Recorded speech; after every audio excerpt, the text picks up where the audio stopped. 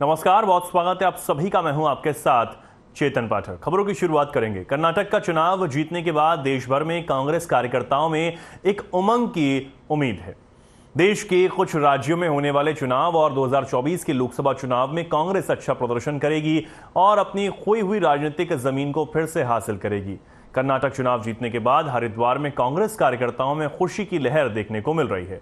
कांग्रेस कार्यकर्ताओं ने कर्नाटक चुनाव जीतने पर आलाकमान और कर्नाटक की जनता का आभार व्यक्त किया और इस जीत को जनता की जीत बताया।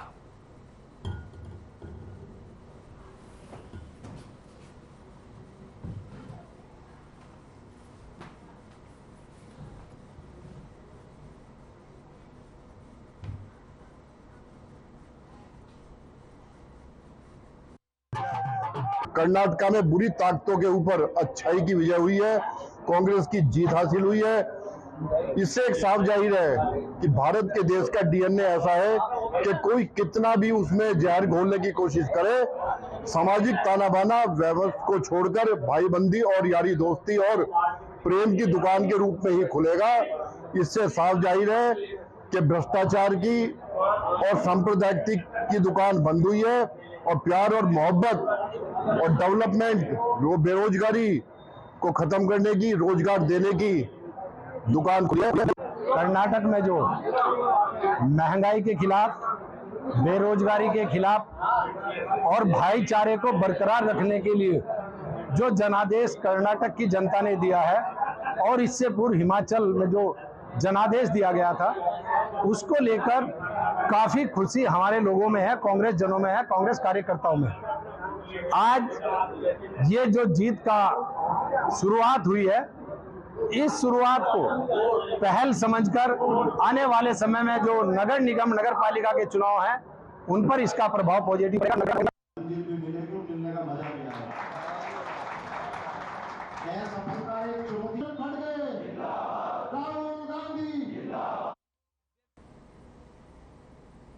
खबर हरिद्वार से है, जहां देर रात गौ तस्कर बदमाश और पुलिस के बीच बहादुराबाद थाना क्षेत्र के कोर कॉलेज के समीप मुठभेड़ हो गई। मुठभेड़ में गौ तस्कर की गोली से एसओजी का एक पुलिसकर्मी भी घायल हो गया है, जिसके बाद पुलिस ने भी गौ तस्कर बदमाश पर जवाबी फायरिंग की। गोली बदमाश के पैर में जा लगी, जबकि 2 गौ तस्कर बदमाश वहां से फरार हो गए। घायल गौ तस्कर बदमाश और पुलिसकर्मी को तुरंत हॉस्पिटल भेजा गया। जैसे ही इस पूरे मामले की सूचना एसएसपी हरिद्वार अजय सिंह को मिली, वो भी तुरंत सिविल हॉस्पिटल पहुंच गए और घायल पुलिसकर्मी का हाल चाल जाना। और पर जो है जब अभियुक्तगणों द्वारा फायर किया गया, तो इसमें जवाबी फायरिंग में एक जो सावेज करके बदमाश है, जो इसके पैर में गोली लगी थी, मौके से 2 लोग फरार हो गए थे, जिनकी बाद में कॉम्बिंग के दौरान जो बिलाल है, वो भी सहारनपुर का रहने वाला है, उस पर भी आपराधिक मुकदमे दर्ज है, उसको पकड़ा गया था और भागदौड़ के दौरान उसकी टांग में टूट गई थी, जिसको भी अस्पताल, रुड़की सिविल अस्पताल लाया गया। समझ जानकारी से ये बात आई थी कि हरिद्वार में कुछ थाना क्षेत्रों में गौकशी की काफ़ी सारे इंसिडेंट हुए थे, जिसमें हमारे मुकदमे भी दर्ज थे और ये अभियुक्त लगातार सहारनपुर से आकर यहाँ पर गायों को चोरी कर ले जाना या जो ऐसे स्ट्रीट पर गाय वगैरह छोड़ दी जाती है, उसको ले जाते थे और गौकशी करते थे। क्योंकि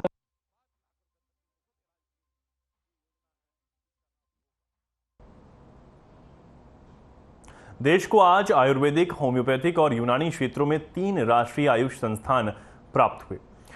प्रधानमंत्री द्वारा राष्ट्रीय आयुष संस्थान का उद्घाटन गोवा में डिजिटल माध्यम से किया गया। उसी तर्ज पर अब देश के अंदर जगह जगह पर आयुर्वेदिक, होम्योपैथिक और यूनानी 3 राष्ट्रीय आयुष संस्थान खुलते जा रहे हैं। उसी क्रम में आज उत्तराखंड के जनपद उधम सिंह नगर के काशीपुर में हॉट वाटर थेरेपी का शुभारंभ किया गया। इस शुभारंभ कार्यक्रम में भाजपा के पूर्व विधायक हरभजन सिंह चीमा, भाजपा मेयर उषा चौधरी, पूर्व चेयरमैन शमसुद्दीन शामिल रहे। आपको बता दें कि काशीपुर रामनगर रोड स्थित यूके हिजमा साइंस पर हॉट वाटर थेरेपी का शुभारंभ किया गया। बेसिकली ये रेजिमेंटल थेरेपी का एक सेंटर है और हम प्राचीनतम जो पद्धति है इलाज की, उसके जरिए लोगों का इलाज करते हैं।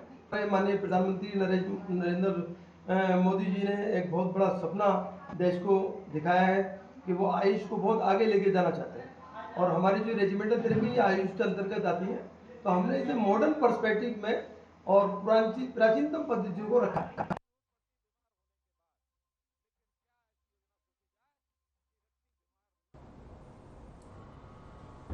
अब खबर देहरादून से है, जहां दून विश्वविद्यालय में राष्ट्रीय होम्योपैथिक सम्मेलन होम्योकॉन 2023 कार्यक्रम का आयोजन किया गया था। इस मौके पर सीएम धामी ने बतौर मुख्य अतिथि शिरकत की। इस दौरान केंद्रीय राज्य मंत्री अश्विनी कुमार चौबे भी उपस्थित रहे। सीएम ने कार्यक्रम की शुरुआत दीप प्रज्वलित कर की। कार्यक्रम को संबोधित करते हुए सीएम धामी ने कहा कि केंद्र और राज्य सरकार लगातार आयुष चिकित्सा को बढ़ावा दे रही है। इस दौरान मुख्यमंत्री ने इस कार्यक्रम के आयोजन के लिए सभी को हार्दिक बधाई एवं शुभकामनाएं दी।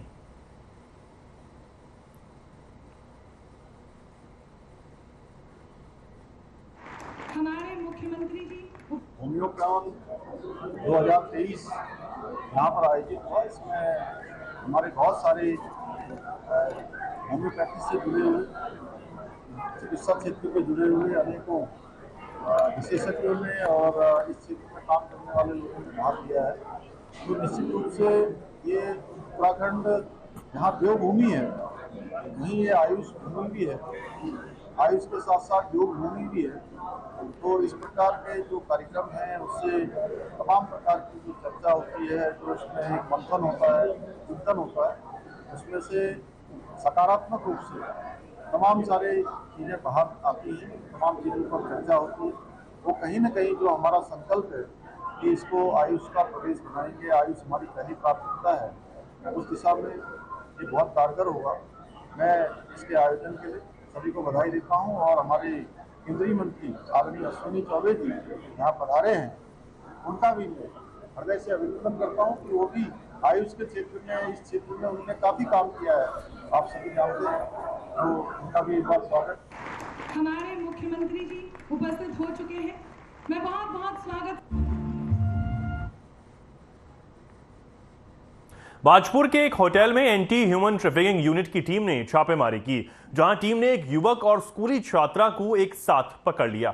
वहीं पुलिस ने होटल के 2 मैनेजर को भी गिरफ्तार कर लिया है। बता दें कि एंटी ह्यूमन ट्रैफिकिंग यूनिट की टीम इंचार्ज बसंती आर्य के नेतृत्व में होटल में छापेमारी की गई, जहां एंटी ह्यूमन ट्रैफिकिंग टीम ने एक कमरे में एक युवक और स्कूली छात्रा को एक साथ पकड़ा।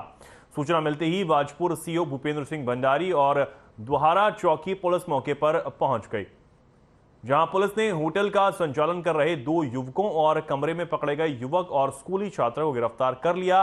पुलिस ने तीनों युवकों के खिलाफ मुकदमा दर्ज कर उन्हें न्यायालय भेज दिया। वहीं भाजपुर सीओ भूपेंद्र सिंह भंडारी ने बताया कि देह व्यापार की सूचना पर छापेमारी की गई है और होटल पर कार्रवाई करने के लिए जिलाधिकारी को पत्र लिखा जा रहा है।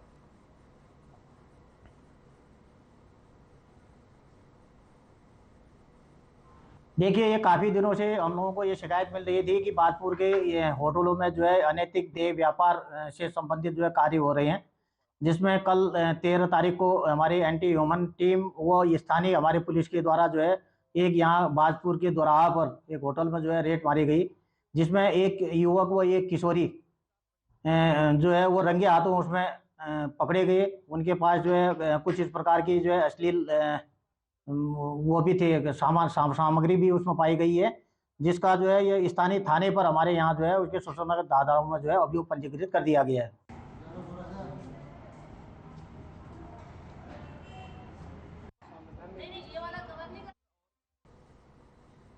खबर चमोली से है। विकास खंड पोखरी के हिमवत कवि चंद्र कुंवर बर्तवाल राजकीय स्नातकोत्तर महाविद्यालय नागनाथ पोखरी में वार्षिकोत्सव धूमधाम से मनाया गया। मुख्य अतिथि राज्य सूचना आयुक्त योगेश भट्ट और नगर पंचायत अध्यक्ष लक्ष्मी प्रसाद पंत ने वार्षिकोत्सव का उद्घाटन संयुक्त रूप से दीप प्रज्वलित कर किया। इस अवसर पर राज्य सूचना आयुक्त योगेश भट्ट ने कहा कि छात्र छात्राओं को पढ़ाई के साथ साथ सांस्कृतिक गतिविधियों में भी भाग लेना चाहिए, जिससे उनका शारीरिक, मानसिक और बौद्धिक विकास हो सके। वहीं उपजिलाधिकारी संतोष कुमार पांडे ने कहा कि उच्च शिक्षा ग्रहण कर रहे छात्र छात्राओं से समाज और राष्ट्र को बड़ी उम्मीदें होती हैं। उनके कंधों पर भी समाज और राष्ट्र के निर्माण की जिम्मेदारी होती है। उन्होंने महाविद्यालय की प्रगति और शिक्षण कार्यों पर संतुष्टि जताते हुए महाविद्यालय के कार्यों की सराहना की। वहीं प्राचार्य प्रोफेसर पंकज पंत ने कहा कि इस प्रकार के कार्यक्रमों के आयोजित होने से धार्मिक, सांस्कृतिक, शैक्षिक और सभ्यताओं के बारे में सीखने का मौका मिलता है।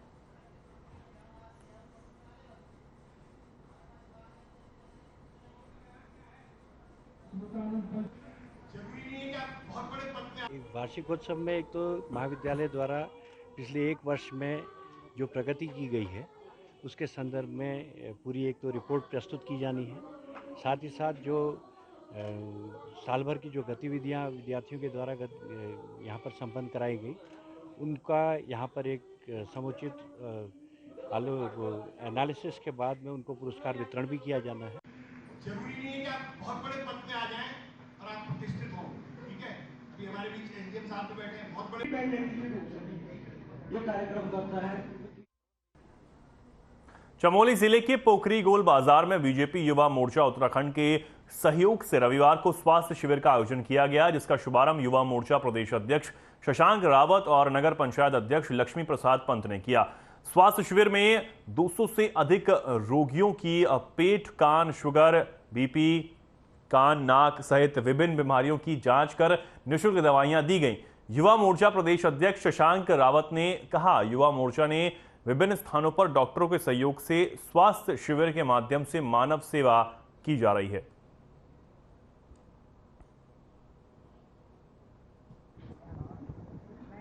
बिल्कुल सर, बहुत बढ़िया सवाल आपने पूछा है। हम लोग बलौनी हॉस्पिटल की तरफ से हम लोगों का विजन है कि हम लोग गांव के दूर दराज में जाके लोगों को जो हेल्थ सर्विसेज हैं उनसे अवेयर कराएं, लोगों को वर्डन लगे। जो आयुष्मान स्कीम है गवर्नमेंट की, बहुत अच्छी स्कीम है, उसके बारे में लोग अवेयर करें। आज का जो ये शिविर है इसमें डॉक्टर उदय शंकर बलूनी, आप लेप्रोस्कोपिक सर्जन हैं और पेट रोग विशेषज्ञ हैं, तो सर आज यहाँ पे आए थे और हमने चाहे क्योंकि एक बार में एक विशेषज्ञ डॉक्टर बहुत होता है। साथ में यहाँ पे योगेश भटजी, डॉक्टर योगेश भटजी हैं, आप भी जनरल फिजिशियन हैं, आप यहाँ पे आ रखे हैं, तो हम लोग एक कैंप में एक विशेषज्ञ डॉक्टर को लेके आ रहे हैं, तो एक कैटेगरी में लोग आएंगे तो उसका ज़्यादा बेनिफिट लोगों को मिल पाता है। मोर्चा के लिए कहा जाता है कि कोई भी मोर्चा हो उस मोर्चे पर खड़े होने की ताकत और हिम्मत भारतीय जनता युवा मोर्चा रखता है, और इसी के निमित्त यहाँ पर एक स्वास्थ्य शिविर का आयोजन किया गया है। और जैसे अभी मयंक पंत जी जो कि इसका नेतृत्व कर रहे हैं, यहाँ पर नागनाथ पोखरी में भारतीय जनता युवा मोर्चा के प्रदेश के प्रवक्ता हैं और हमारे प्रदेश के अध्यक्ष शशांक रावत जी भी यहाँ पर मौजूद हैं। और मैं ये कह सकता हूँ कि अभी जिस तरीके से एक प्रश्न भी पूछा गया उसका उत्तर मैं सिर्फ ये देना चाहता हूँ कि देखिए, कोई भी संगठन अगर कार्य करता है तो वो अपनी प्रचार प्रसार की बात भी ज़रूर करता है। भारतीय जनता युवा मोर्चा के द्वारा मयंक पंत जी के नेतृत्व में यहाँ पर एक स्वास्थ्य शिविर का आयोजन किया गया है, जिसमें हम सभी युवा मोर्चा के पदाधिकारी, ज्येष्ठ श्रेष्ठ कार्यकर्ता यहाँ पर उपस्थित हैं। भारतीय जनता युवा मोर्चा, भारतीय जनता पार्टी का हर एक कार्यकर्ता का एक ये मकसद रहता है, एक संकल्प रहता है कि वो जन सहभागिता और जन कल्याण के लिए जितना भी हमसे संभव हो सके उतने हम कार्यक्रम कराने की प्रयासरत रहते हैं। तो उसी के निमित्त आज इस कार्यक्रम का यहाँ पर आयोजन किया गया है। हम पूरी भारतीय जनता युवा मोर्चा के पदाधिकारी, जिलाध्यक्ष जी, प्रदेश उपाध्यक्ष जी यहाँ पर सभी उपस्थित हैं। जिला प्रशासन देहरादून की 5 टीमों ने शहर के विभिन्न क्षेत्रों में अतिक्रमण हटाओ अभियान चलाया। इस दौरान टीमों द्वारा अपने अपने जोन में 37 स्थानों से अतिक्रमण हटाया गया। मिली सूचना के मुताबिक नगर निगम देहरादून द्वारा कुल 78 चालान करते हुए पुलिस टीम द्वारा 42 चालान करते हुए 21,000 रुपए का जुर्माना भी किया गया। वहीं परिवहन विभाग द्वारा 117 चालान करते हुए लगभग 3,60,400 रुपए का अर्थदंड वसूल किया गया है।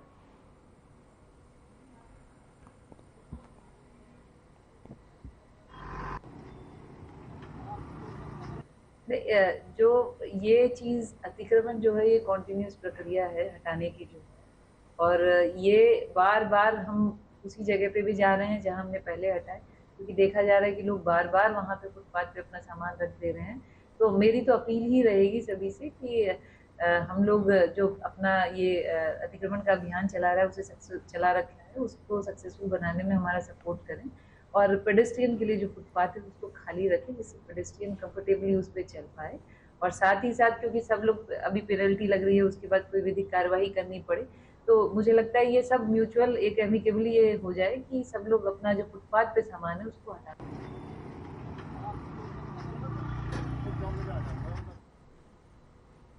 उत्तराखंड के मुख्यमंत्री पुष्कर सिंह धामी ने कहा कि आगामी 30 जून तक समान नागरिक संहिता का ड्राफ्ट तैयार हो जाएगा।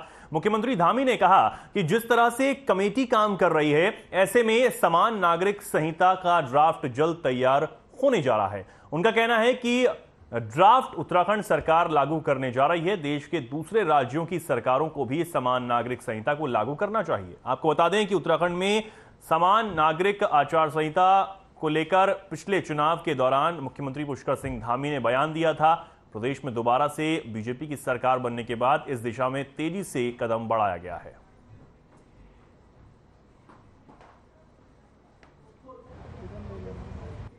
देखिए, कांग्रेस की तो कोई ये मांग थी नहीं कि समान नागरिक संहिता लागू करिए। उत्तराखंड की जनता की भी कोई ऐसी मांग नहीं है कि समान नागरिक संहिता लागू करिए। तमाम धार्मिक स्थानों को उजाड़ने का, चाहे वो मज़ारें हो, चाहे वो मंदिर हो, चाहे वो मठ हो, कांग्रेस की तो कोई मांग नहीं थी। आप ऐलान कर रहे हैं कि हम मज़ारें उखाड़ रहे हैं, हम धार्मिक स्थान जो इंक्रोचमेंट में उनको उखाड़ रहे हैं, ये हमारी कभी मांग नहीं रही। उत्तराखंड की जनता की तो ये मांग है कि भैया भर्ती घोटाले में जो अपराधी थे, हाकम सिंह, संजय धारीवाल, जो भारतीय जनता पार्टी के पदाधिकारी थे, उनके पीछे किन लोगों का हाथ था उसका तो पर्दाफाश करो। उत्तराखंड के करोड़ों नौजवान, उत्तराखंड के लाखों नौजवान जिनके आपने विश्वास पर विश्वासघात किया है, उसके बारे में आप कुछ बोल नहीं रहे। राज्य में बेरोजगारी चरम पर है। बेरोजगारी 50 वर्षों में इतनी कभी उत्तराखंड में नहीं रही जो आज बेरोजगारी है, उसके बारे में आप कुछ बोल नहीं रहे हो। अंकिता भंडारी के मामले में वो वीवीआईपी कौन था जिसके लिए भारतीय जनता पार्टी के लोग, जिनका वो रिसोर्ट था, वो इंतजाम कर रहे थे, उस लड़की को जबरदस्ती वेश्यावृत्ति में धकेलने की कोशिश हो रही थी, वो कौन वीवीआईपी था, उसके बारे में आप बात नहीं कर रहे हो। राज्य के अंदर विकास का पहिया पूरी तरह से ठप पड़ा हुआ है, उसके बारे में आप बात कर नहीं रहे हो। पूरे देहरादून का आपने बेड़ा गर्क कर दिया, स्मार्ट सिटी के नाम पर पूरा शहर खोद के रख दिया और करोड़ों करोड़ों रुपए का यहाँ पर घोटाला हो गया, उसके बारे में आप बोल नहीं रहे हो। पूरे देहरादून से लेकर के राज्य के लोगों को खनन, जो बिल्डिंग मटेरियल है, वो चौगुने दाम पर मिल रहा है, 4 गुना दाम पर। पूरे राज्य में अवैध खनन हो रहा है। कैग की रिपोर्ट कह रही है कि अवैध खनन हो रहा है, उस पर आप बोल नहीं रहे हो। हम मजारे उखाड़ रहे हैं, हम समान आज नागरिक संहिता ला रहे हैं। अरे भैया, लाते रहो, हाथ जोड़ करके विनती है कि आपको जनता ने इस राज्य में इसलिए बागडोर सौंपी थी कि बेरोजगारी पर कुछ करिए, महंगाई पर कुछ करिए, राज्य के विकास के सवालों पर कुछ करिए। ये उल्टी सीधी बात है। आज नागरिक संहिता लाएंगे, हम यहाँ पर मजारे उजाड़ेंगे, हम यहाँ पर धार्मिक स्थलों को उजाड़ेंगे, ये इसके अलावा इस सरकार का कोई काम नहीं रह गया। 1 साल से ऊपर इस सरकार को सत्ता में बने हुए हो गया, लेकिन पूरे प्रदेश के अंदर आज जनता त्राहिमाम कर रही है और सरकार अपना लाग राप रही है। 30 जून तक हमको उसका ड्राफ्ट मिल जाएगा। जो कमेटी ने हमको अश्योर किया है कि हम 30 तारीख तक ड्राफ्ट तैयार कर लेंगे, उसके बाद हम उस पर आगे कार्रवाई करेंगे कि समान नागरिक संहिता हमारे यहाँ तो लागू हो, और सबसे हम अपेक्षा करेंगे कि पूरे देश के अन्य राज्य भी उसको लागू करें।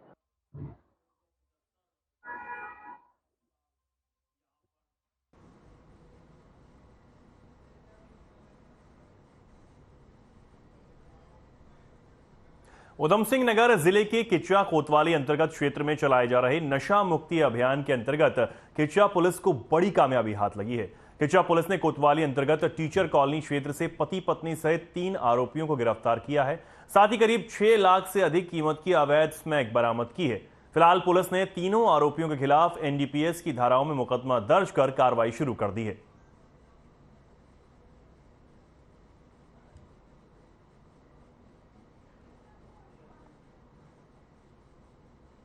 और इसी के क्रम में एक बड़ी सफलता सीओ किच्चा के नेतृत्व में मिली है। एक टीम गठित की गई थी जिसको इंस्पेक्टर किच्चा लीड कर रहे थे, और इस टीम के द्वारा कड़ी मेहनत के साथ एक टीचर्स कॉलोनी क्षेत्र में अवैध स्मैक का व्यापार कर रहे 3 अभियुक्तों को हमने गिरफ्तार किया है, जिसमें एक महिला है और 2 महिलाएं हैं और एक पुरुष है। इनसे टोटल 63 ग्राम स्मैक जो है वो बरामद हुई है, जिसकी अंतर्राष्ट्रीय बाजार में कीमत लगभग 6,30,000 रुपए है।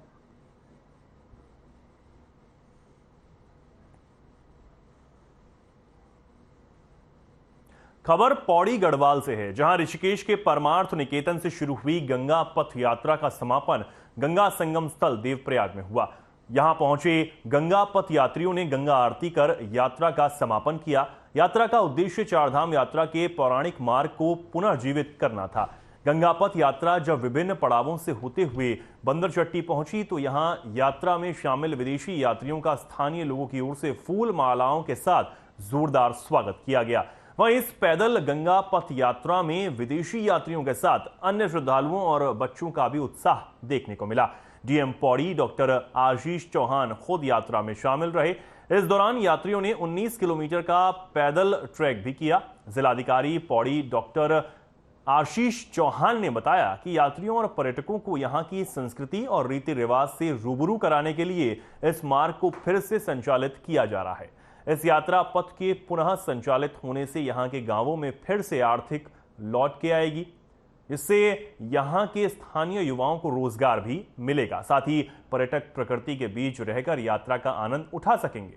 बताया कि भविष्य में देवप्रयाग से आगे श्रीनगर तक भी इस यात्रा पथ को विकसित किया जाएगा। वहीं फिर से पौराणिक चारधाम यात्रा मार्ग को मुख्यधारा में लाने के प्रयास को पर्यटन व्यवसाय से जुड़े लोग काफी सराह रहे हैं। साथ ही यात्रियों को भी यह मार्ग खासा पसंद आ रहा है।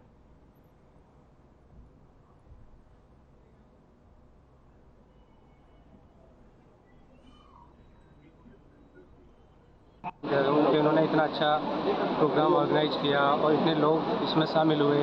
और अगर ये ट्रैक जो है इस पर काम होता है तो बहुत सारे ऑप्शंस मिलेंगे। जो वहाँ पे लोकल लोग हैं उनको कुछ ना कुछ रोजगार मिलेगा। और मैं कहता हूँ कि जल्दी ही ना इस ट्रैक का जितनी जल्दी हो सके, जितनी फास्ट हो सके, इस पर काम होना चाहिए। इसे मेन स्ट्रीम में जल्द से जल्द उसकी डिमांड आप लोग डिमांड कर जितना जल्दी हो इतना बेटर रहेगा। ताकि जैसे आज हमने स्टार्ट किया है 200 लोगों के साथ में, फिर लोगों को पता चलेगा अच्छा ये नया ट्रैक ओपन हो गया जो कि बहुत दिन से पहले बंद था, अभी ओपन हो गया। तो और लोगों में एक्साइटमेंट आएगा इस ट्रैक को लेकर। देखिए, मैं थोड़ा सा पहले अपने बारे में बता दूं। मैं आलोक में 2007 से ट्रैकिंग गाइड, राफ्टिंग गाइड, आपका चारधाम गाइड और लोकल ऋषिकेश एग्जाम में टूरिस्ट गाइडिंग का काम करता हूँ। इवन मैं देवप्रयाग में भी गाइड का काम करता हूँ। ठीक है, तो आज बड़े हर्ष की बात है कि सरकार के द्वारा जो रूट खत्म हो गया था उसको पुनर्जीवित किया जा रहा है और ये बहुत अच्छा रूट है। वहाँ पे आप गंगा के साथ साथ चल रहे हैं, सुंदरता है, सब कुछ है। लेकिन क्या है कि संसाधनों के अभाव में या जानकारी के अभाव में ये रूट विलुप्त हो गया था। तो बहुत अच्छा प्रयास। एक इसका अर्थ गंगा जो माननीय प्रधानमंत्री जी की तरफ से निर्देश भी दिए गए हैं कि गंगा को अर्थ गंगा के तौर पे जो हमें देखा जाना है, तो उस प्रयास को हम इसमें डाल भी रहे हैं। और इसमें मिलेट से रिलेटेड या हमारा जो मोटा अनाज है, पारंपरिक खाना है और पारंपरिक जीवन पद्धति है, उसको भी हम लोग एक तरीके से होम स्टेज और दूसरी चीज़ों के माध्यम से डिस्प्ले कर रहे हैं। सर, आउटलेट भी डेवलप किए जाएंगे इस और जो ये मिलेट्स को लेकर है या अन्य स्थानीय लोकल खाना या स्थानीय उत्पादों को जिस तरीके से हम लोग प्रमोट करेंगे तो हमारे प्लान में है। फर्स्टली हम लोग ट्रैक रूट को इम्प्रूव करना चाह रहे हैं।